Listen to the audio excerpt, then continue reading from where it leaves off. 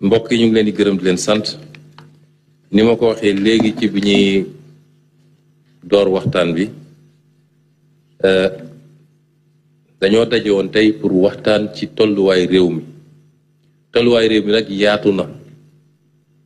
gaw ma ni mën nañu peeg lépp dajale lépp waaye li ci ëpp solo mooy li nga xam ne tey buñ ko xaymaa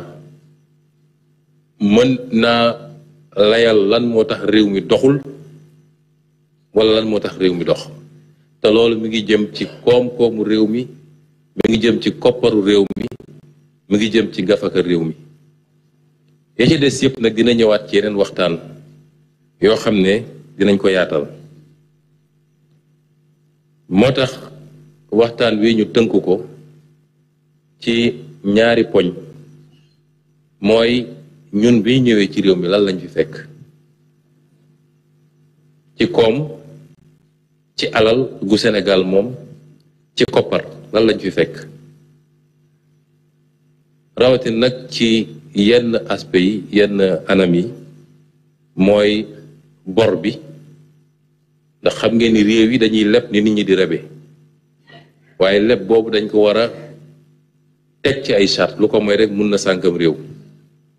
donc lan lañ fi fekk ci bor bi lan lañ fi fekk ci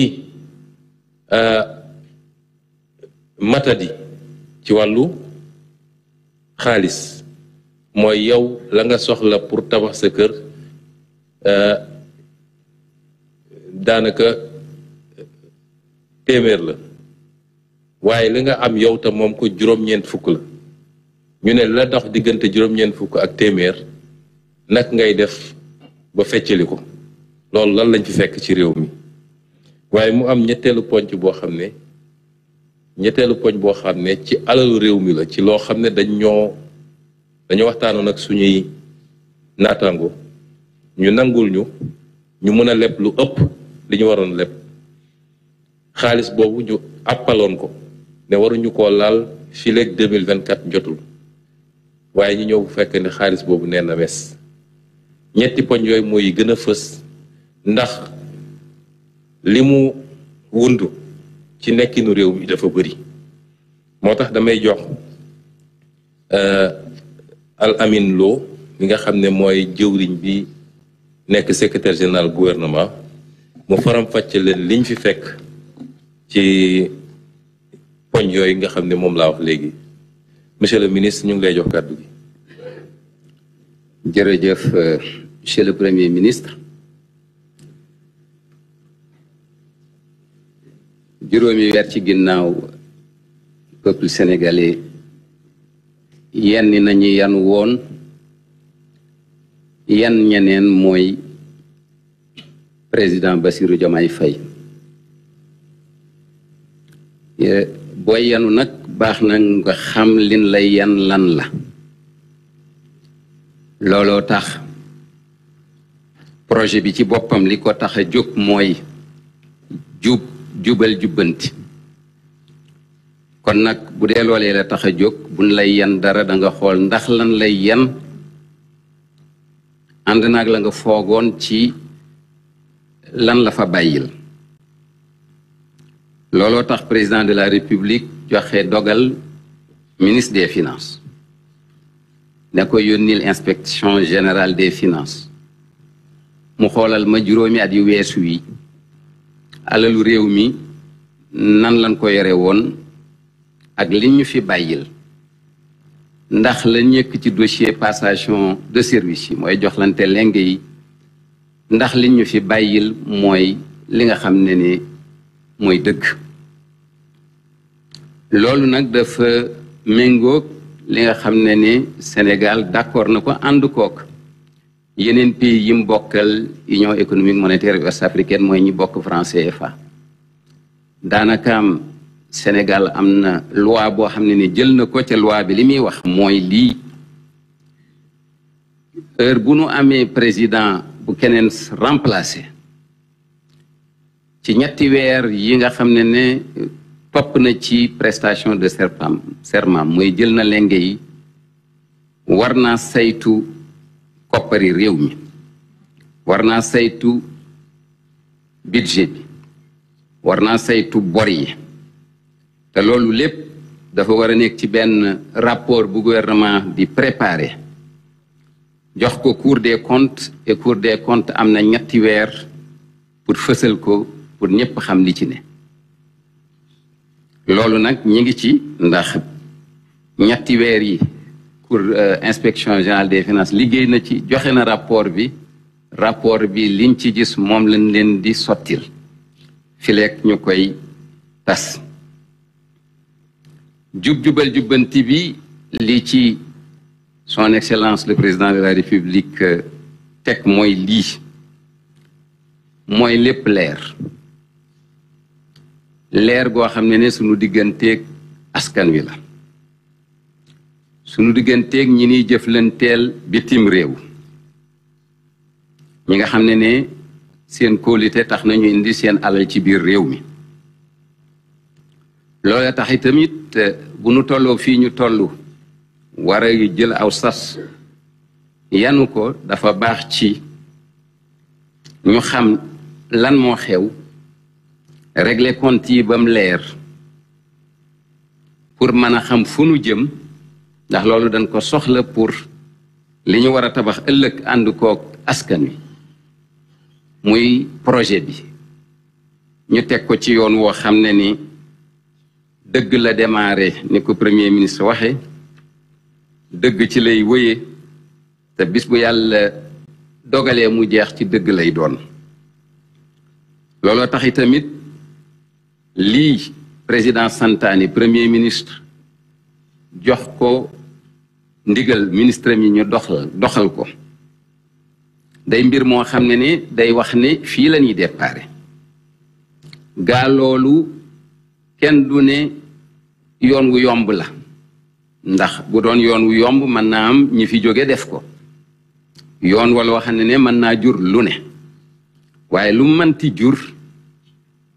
dëgg moom du la xañ leneen lu dul mooy mujj bi nu xoolee mbir yi li ñu gis lii la mooy ne bor bi ne Sénégal yoreel na ko nekk na ci ndoddam weesu na lool li ñu bind ci këyit yi ñaareel ba li ñuy wax déficit budgétaire mooy lan mooy ne gouvernement bi dana jël impôt gouvernement bi dana jël droit de douane loolu mooy xaalis biy dugg ci biir kees gi te ci loolu ci lay faye salaire yi ci lay tabaxee tëli yi hôpital yi ak yeneen mooy ne daal lépp loo xam ne lu ab gouvernement di liggéey la ca la mu jot la bu paree seet nu mu koy dépensé suñu réew yi nag li nga xam ne ni daanaka am de suñu réew yi sax ab état boo gis même état ya gën a rëy am na lu ñuy wax déficit budgétaire mooy ne ci at mi ngi mel ne 2024 li ngay jot ci diggante l'impôt ak droit de douane boo ko méngaleeg yow li nga war a dépenser da nga gis ne li ngay dépenser moo ëpp la nga yor loolu la ñuy tuddee déficit budgétaire te loolu da nga ko war a wuti li xew nag mooy ne période 2019 2023 gouvernement bi buñ ko doon misaal day jàpp ne 1000 francs yu ne man bi ma ñëwee jël li ma war a jël bi ma ko xoolee yore naa luy tolloog 950 francs fukki dërëm rek laa wuti ci bu dee samay dépense ñaari téeméer la ma jot ci l'impôt ak droit de douane toll na ci 950 man fukki dërëm rek laay lebi mooy à peu près 5% mooy sama déficit mais ba nu ko xoolee ba xool ko danoo gis ne wàññi nan ko lool ci loo xam ne lu nu nëbb la ndax au lieu que déficit bi mën a nekk fukki dërëm dem na ba luy tolloog ñaar fukk loolu nag li muy indi mooy ne bu desul lu dul wax ak ñi nga war a waxal ñu ñëw na la yow kët fu sa déficit toll daanaka am képp ci ñun ku lay leb si da nga seet ndax mën naa fay te li tax ñuy xam ndax nit mën naa fay mooy ndax lim lay déclarer ci li muy jot ci l'impôt ak douane ak la muy dépenser est-ce que wax na la dëgg ci li nga xam ne lan moo ci ëpp. loolu nag li feeñ mooy ne gouvernement bi fi jógee daa wàññi yëf yi daf koo wàññi mooy ne waxul la xew. bu nu ñëwee ci mbiru bor yi ndax bor moom képp ku la ko lebal dalay topp seet ndax mën nga koo fay te lan la koy seete mooy ne ndax yaa ngi yokk say bor. looloo tax bor toujours dañuy xool nan la toll ak alalu réew mi li muy liggéey ci alal ci at mi dañuy xool digganteem ak bor ya. bor bu ëpp la ngay liggéey mooy ne dëkk boobu daanaka am fay bor rek lay dunde mooy ne day demander ay génération yi ñëw nan ñëw jox fay boru ña nga xam ne ñoom ñoo jëli bor ya. loolu nag buñ ko calculer mooy ne suñuy bor ak sunu alal ji ñuy nga xam ne danañ ko liggéey cim at gouvernement bi la mu déclaré woon buñ ko xoolee daf ko wàññi. mooy ne bu fekkee ne suñu alal 1 milliard la ñu ne ñu li ngay lépp mënul nekk lu dul 700 millions. loolu la Sénégal tënku digganteem ak UMOA. bu dee alalu réew mi 1 milliard la 700 millions waroo ko weesu waaye dafa dem ba bi nu xoolee danoo déclaré woon ne daanaka am ñoom ñi ngi ci 650 millions waaye ban ko xoolee weesu nañ ko presque ñi ngi ci 830 millions. misaal la rek mooy ne waxuñu respecté wuñ la lan tëlal ci charte waaye weesu nañ ko te loolu risque la ci wax ko waaye risque la boo xam ne danañ ko jël ndax ki lay lebal nga ñëw ne ko yow lan la doon wax du noonu. loolu dëgër fit la laaj waaye gouvernement bii dafa ne moom duñ ko yan ci loo xam ne teguwul ci yoon muy ñëw ci askan wi jàpp ne ragal na ne ëllëg ku koy lebalaat danga ragal ba du la wax li xew. looloo tax lii ñu wax ko. bor yi ëpp na li nu wax ndax bi nu ko xoolee boru Sénégal 2023 bii jeex mi ngi toll ci 50 milliards yu teg juróom-ñaar téeméeri milliards. boo jëloon tey ba ko xayma bu yomb rek mooy ne sénégalais bu ne même liir yi danan fay boru 800 000 ba 900 000 francs CFA. kër gu ne nga dugg fa bopp bu ne dana fay 900 000. loolu mooy sunu bor Sénégal. bu dee këru ñaari nit lan xam na ne 1 million 800 da ngeen ko fay. loolu mooy boru Sénégal. loolu nag bi ñu ko xoolee li muy wane bi nu saytoo ba pare mooy ne bor bi nu waxoon ak bor ba ne li ñu gis mooy ne am na junni ak juróom-ñetti téeméer ak junni ak juróom-ñetti téeméer daanaka am junni ak juróom-ñeenti téeméeri milliards yu nu nëbb.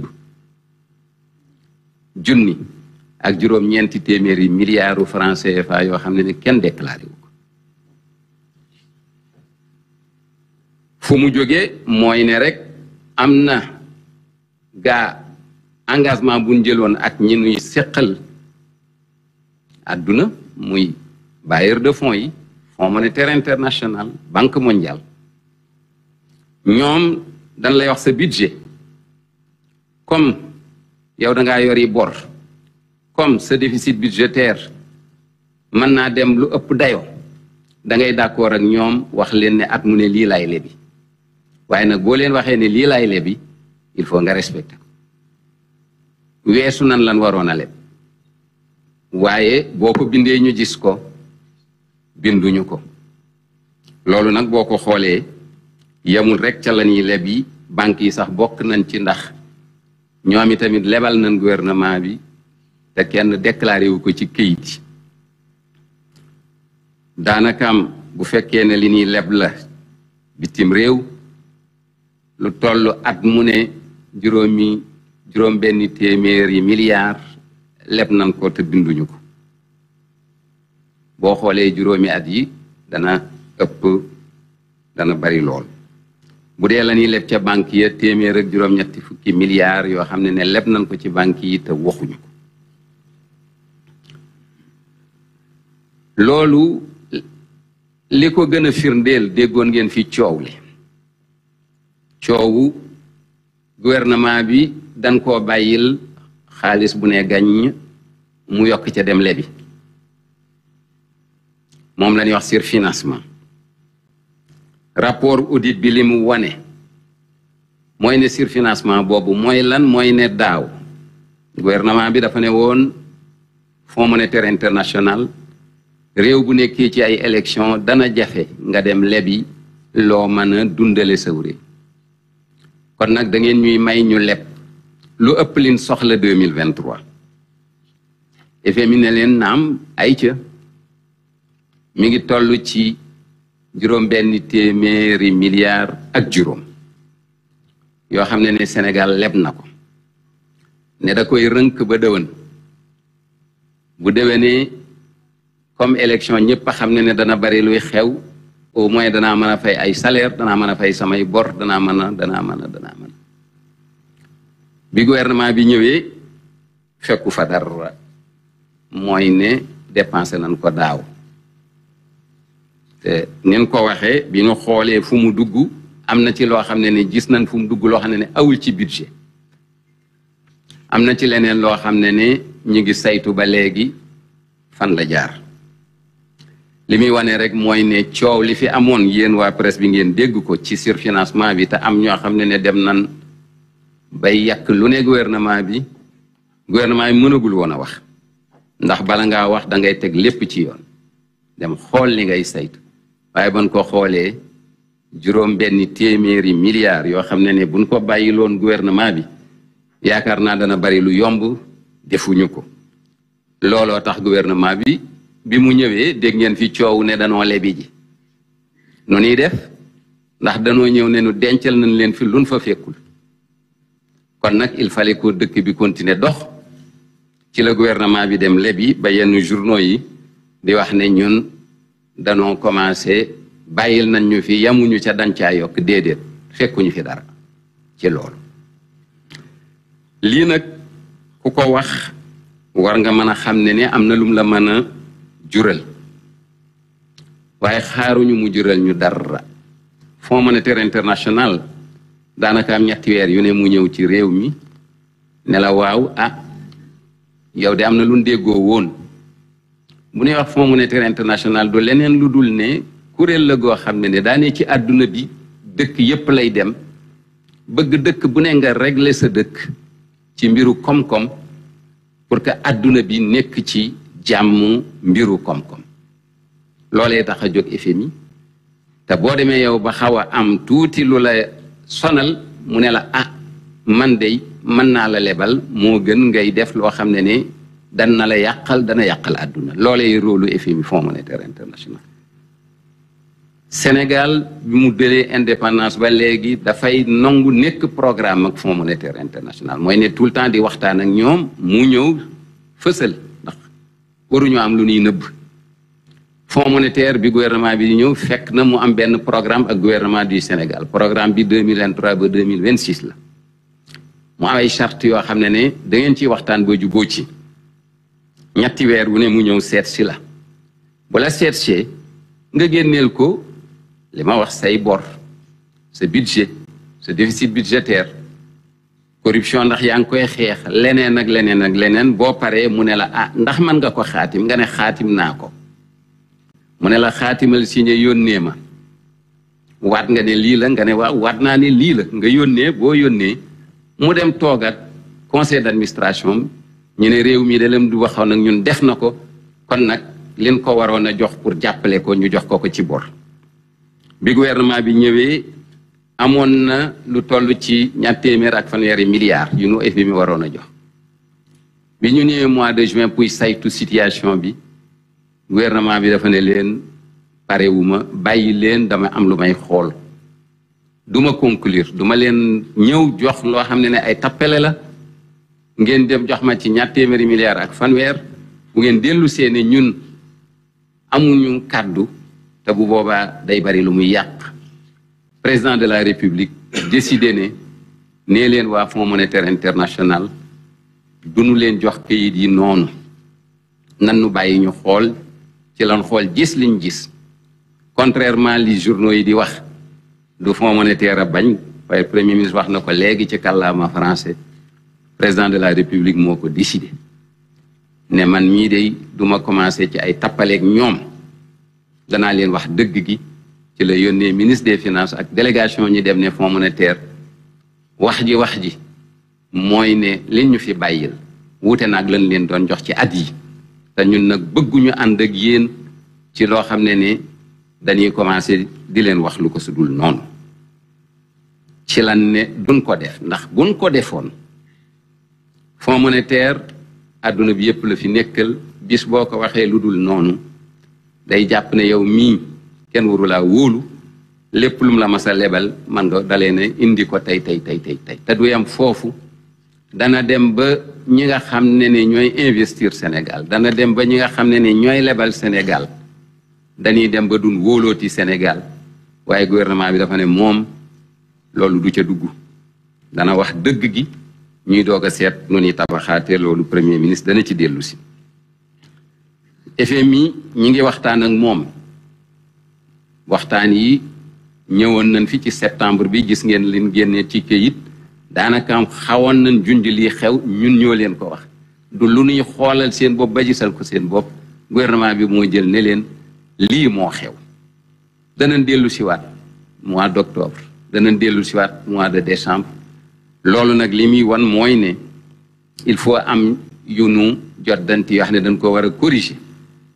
ndax situation bi day mbir yoo xam ne bari na réew yum sonal ci ne boo ko xasee ba def kenn du la wóolooti waaye premier ministre dana ci dellu siwaat ñu ngi waxtaan ak Fonds monétaire ndax lenn rek bañ a départ suñu régime bi ci lu dul dëgg ñu gaañu ngeeg ñoom ci benn programme ñaara am imma programme bi nu am ak ñoom bu nu jëlee ba dugal xibaar yi ñu leen jox ñu continuer ko wala ñu def benn programme bu bees te loolu mi ngi aajo woo rek ci li président de la république di wax premier ministre ñu def li wër te wér situation bi ëpp na dayo waaye lu mu ëpp dayo jàpp nañ ne ak programme bii ñu tëral te référentiel bi dana ko wane ci fan yii di ñëw war nañ mën a fexe ba waxtaan ba jotdanti yëf yi muy ci mbiru bor bi danañ fexe ba mu demaat fam waroon a warul weesu mooy ne sunu koom-koom suñu alalu réew duñ tayle lépp daanaka mooy mel ne kuy lekk ba yëf yi yegg ci sa fii la cay tegu mooy doo mën a noyyi loo tax loolee bor il faut toujours nga bàyyi aw diggante woo xam ne boo amee lu la bett looloo tax ñuy wax sa bor bul dem ba sës boo amee lu la bett àdduna bi bari na lu la mën a yëngal nga mën a utiliser loolu gouvernement bi dana dellu siwaat ba bor yi yegg fi nga xam ne waru foo woon a weesu li jëm ci croissance bi mooy koom-koom gi daanaka am tam lañ cay wax rek mooy ne gis nañ ne PSE bu doon jëmbatoon nan garab goo jëmbat fukki at war ngaa mën a commencer xanaa witt ci dara garab goo jëmbat fukki at war nga taa witt li am ba am mooy ne tëli yaa ngi fekk leneen ak leneen waaye yokkul koom-koomu réew mi yokkul koom-koomu réew mi mooy nit ñi yëguñu ko ci seen poos réew mi yëgu ko ci li nga xam ne waroon na fa mën a egg te PSE bi ñu koy tëral dañ ne woon ñaari mbir la juróomi at yu njëkk yi gouvernement day dem lebi naam leb bu baax pour mën a defar réew mi juróomi at yi ci des nag gouvernement bi fexe bàyyi secteur privé mooy suñu homme d'affaires yi yu fii comme yu bitim réew ñu ñoom liggéey yëf yi waaye li ñu gis mooy ne daanakaam loolu tali yaa ngi fi rafet na lool hôpitaux yaa ngi fi ak kii waaye croissance moom amul lum ñu jural loo xam ne jar naa tudd et fan lañ jëm lan war a def ba lii mu bara nekk rek nettali lii moo xew du régler dara lii régler nag mooy fan lan war a jëm pour que lu mel nii du amati waaye ñaareel ba tëm li tarxiis ba sori ñu delloo siwaat ko li muy commencé mooy lépp luy projet programme danañ ko xoolaat ba jël yi nga xam ne am na njariñ pour réew mi waaye amul njariñu keneen li ci tegu dépense de fonctionnement yi mooy ni nguur gi di dunde danañ ko saytu danañ ko yaxanal danañ fexe ba marché yi mu nekk lu leer danañ fexe ba jënd bi gouvernement bi di jënd ci loo xam ne ni mi ngi jëm ci ay service am ñu fexe rek ba mu nekk loo xam ne ni dana aw yoon waaye surtout li jëm ci subvention bi kenn wumpulu ne Sénégal li muy jaayee courant di ko jaayee essence ak gasoil gouvernement maa ngi ci teg alal ju bëree 2022 2023 bu nu xoolee junni ak ñaari téeméeri milliards 1200 milliards gouvernement bi génnee na ko pour bañ a yokk njëg yi waaye loolu li nga xam ne danañ ko ci jojjanti mooy fexe bu ñuy def ay subvention ñu bañ koo jox entreprise bu ko soxlawul bañ koo jox ministre ndax ñooñu war nañ mën a fayal seen bopp bañ koo jox sax entreprise yoo xam ne ni seen fii lañ ne bu demee seen dividende dañ koy yóbbu waaye subvention yi metti na lool li ci tegu mooy fexe néew ji doole yi ñu gën leen a aar ci jàppale leen ci seen situation loolu tam mbir la moo xam ne danañ ci jëm lu fekkee ne mbiru nag wuti li ñuy wax alal premier ministre da koy faral di wax daa jàpp ne ndimbal na fekk loxol borom bala ngaa woo nit ne ko lebal ma na nga fexe yow li nga xam ne war nga ko def ko bare mooy ne danañ fexe ba ku daawul fay lempo danañ fexe ba sénégalais yi mën a jóg dem fay seen lempo te kenn du leen ko laaj te lim laaj rek mooy ne leadership la mooy wan ne la ngeen di fay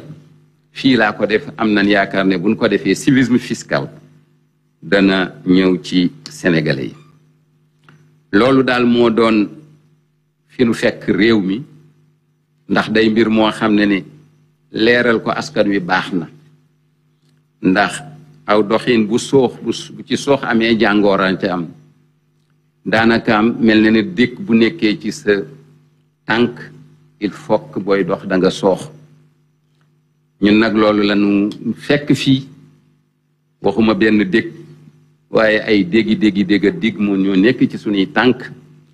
ñu war ko sekki d'abord faj ko bala ñoo dem léegi jéem a dox yóbbu réew mi